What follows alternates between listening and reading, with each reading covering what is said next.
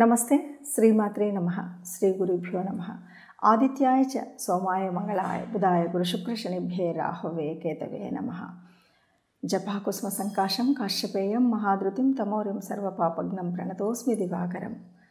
దివాకరుడి అంటే ఉన్నటువంటి మన గ్రహాలన్నీ కూడా ఆ భానుడి ఆధిపత్యంలో ఉంటూ ఉంటాయి.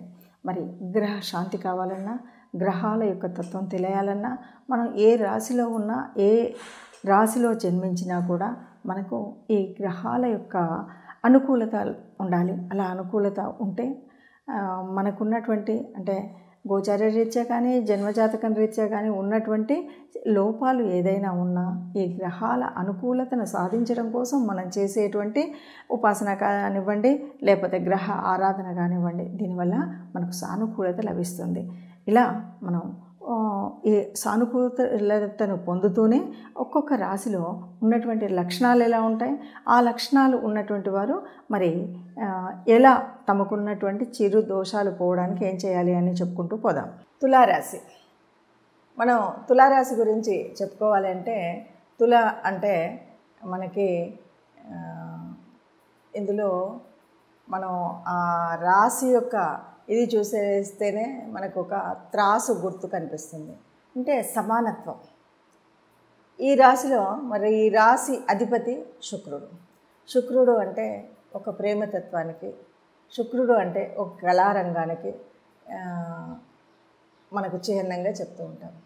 అలాంటి ఈ రాశిలో పుట్టినప్పుడు ఇక్కడ ఉన్నటువంటి మనుషులు ఎలా ఉంటారు అంటే, చాలా వరకు న్యాయబద్ధంగా, ధర్మబద్ధంగా లెక్కలు వేస్తూ, లెక్కలు తప్పకుండా కడుతూ, అందరూ తనకు కావాలి అని అనుకుంటూనే ఉంటూ, ఇక్కడ అందరూ తనకు కావాలి అని అనుకున్నప్పటికి కూడా, ఎంత ప్రేమగా ఉన్నప్పటికి కూడా, తన ఇంటి వారైనప్పటికి కూడా నిక్కచ్చిగా లెక్కలు వేసేటువంటి తత్వం కాబట్టి, ఒక సిస్టమేటిక్గా ఉండాలి అనుకునేటువంటిది కాబట్టి, ఎక్కడైనా ఇంట్లో వాళ్ళైనా సరే,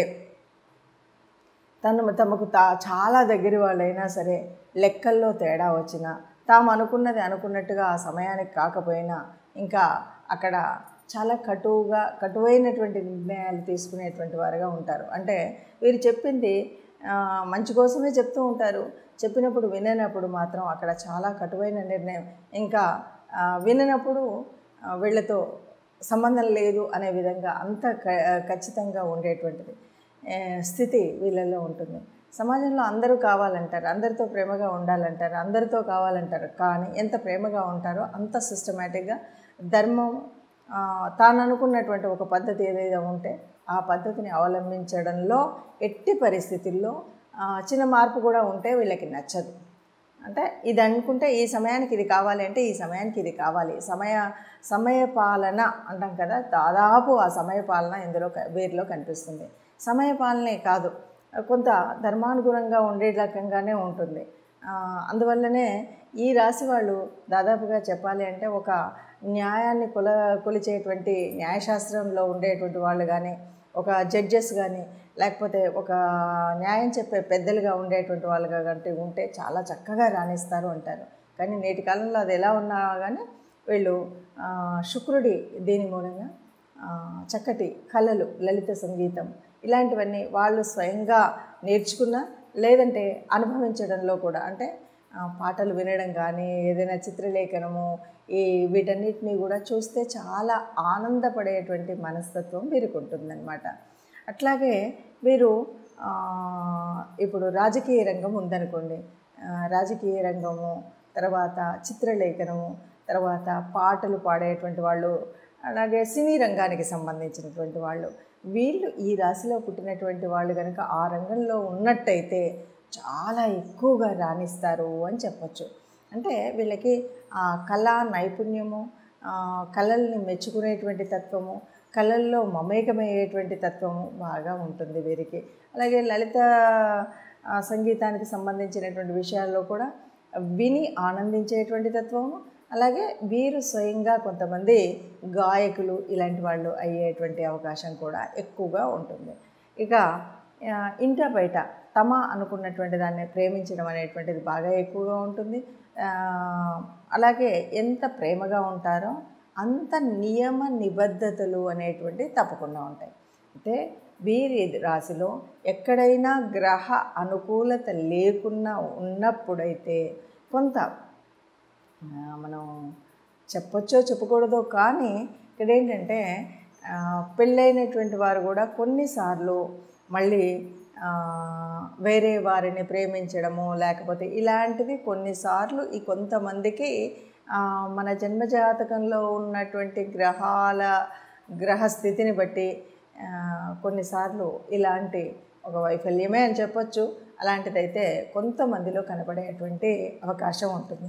వీరు మంచి అంటే ఉద్యోగం కానీ వ్యాపారం కానీ ఏదైనా సరే జీవితంలో చాలా తొందరగా సెటిల్ అయ్యేటువంటి స్థితి కూడా వీరి యొక్క ఈ రాశిలో పుట్టినటువంటి వారికి ఉంటుంది అని చెప్పచ్చు.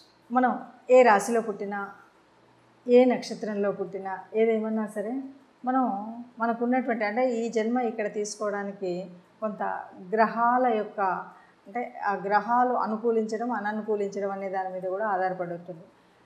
అంటే జన్మజాతకంలో మనకున్నప్పుడు